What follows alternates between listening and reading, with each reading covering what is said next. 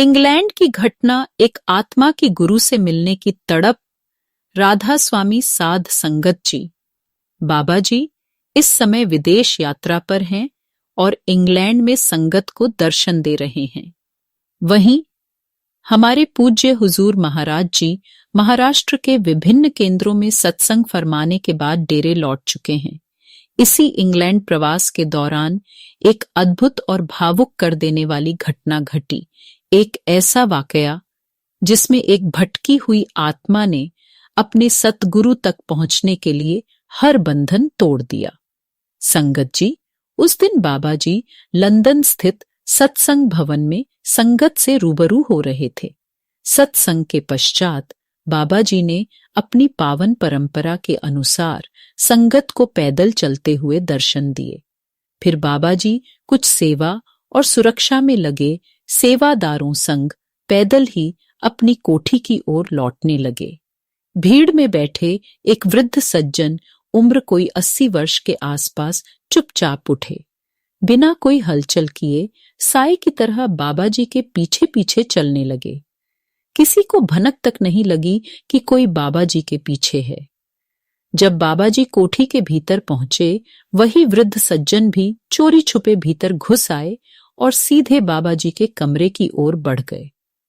सेवादारों की नजर जब उन पर पड़ी तो हड़कंप मच गया। सुरक्षा टीम ने तुरंत उन्हें रोक लिया और पूछताछ शुरू की। आप कौन हैं और इस तरह चुपके से अंदर क्यों आ रहे थे? वृद्ध सज्जन ने बड़ी नम्रता और मजबूरी से उत्तर दिया, मैं सत्संगी नहीं हूं, लेकिन मैं गुरु से मिलना चाहता हूं। सेवादारों ने कहा, यह मिलने का तरीका नहीं है। चोरी छुपे आने वाले अक्सर अच्छे इरादे से नहीं आते। पर उस बुजुर्ग की आंखों में गहरी पीड़ा और प्रेम था। वह बोले, मैंने 3 दिन पहले भी निवेदन किया था, बार बार कोशिश की, पर हर बार मना कर दिया गया। अब मेरे पास और कोई रास्ता नहीं था। आज चाहे जो हो जाए, बिना गुरु से मिले मैं वापस नहीं जाऊंगा, भले ही जान क्यों न चली जाए। सेवादारों ने उन्हें बहुत समझाया, बाबा जी हर किसी से व्यक्तिगत रूप से नहीं मिल सकते। अगर सब इसी तरह मिलने आए तो यहां तो लाखों की भीड़ लग जाएगी। लेकिन बुजुर्ग टस से मस नहीं हुए। वे बाबा जी की कोठी के बाहर जमीन पर बैठ गए और दृढ़ता से बोले, अगर मुझे आज गुरु से नहीं मिलवाया गया तो मैं यहीं अपने प्राण त्याग दूंगा। संगत जी, यह सुनकर सभी के हाथ पैर फूल गए। मामला अब बहुत नाजुक हो चला था। आखिरकार एक सेवादार बाबा जी के पास भीतर गया और पूरी स्थिति बताई। बाबा जी, जो अंतर्यामी हैं, सब पहले से जान रहे थे।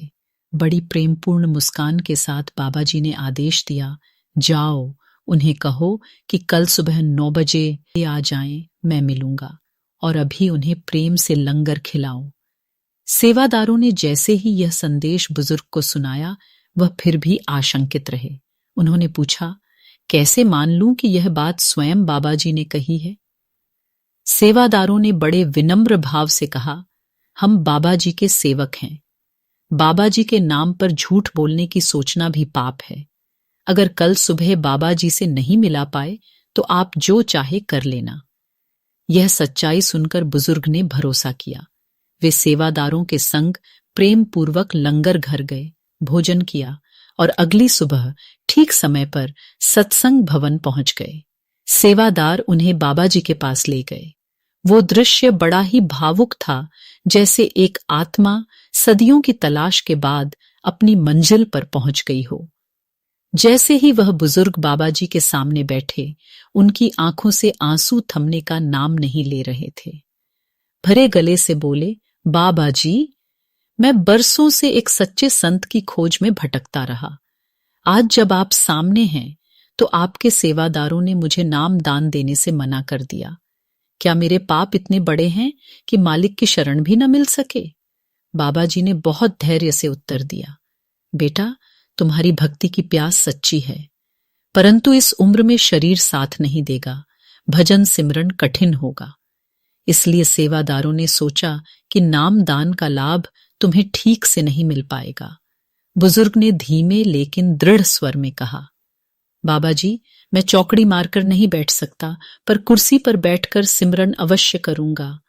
बाबा जी ने मुस्कुराते हुए एक कुर्सी मंगवाई और उन्हें उस पर बैठाया। उनकी आंखों में झलकती सच्ची तड़प को देखकर बाबा जी का हृदय द्रवित हो गया।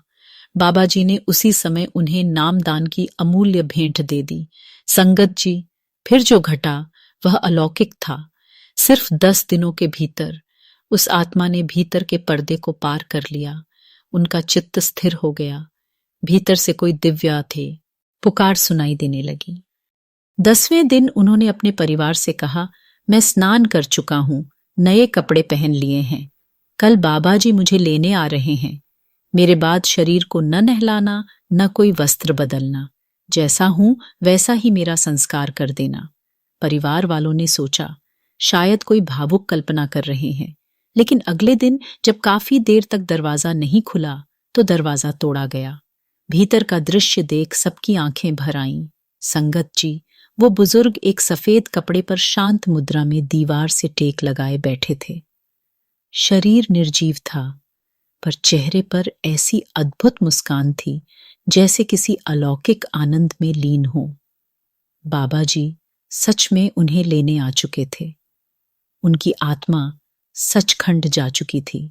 परिवार ने उनकी अंतिम इच्छा का सम्मान करते हुए उन्हें वैसे ही विदा किया, बिना किसी और कपड़े, बिना किसी विधि विधान के।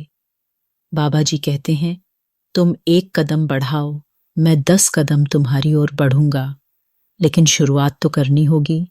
सच्ची प्यास हो, सच्ची लगन हो तो मालिक का दरवाजा भी खुल जाता है।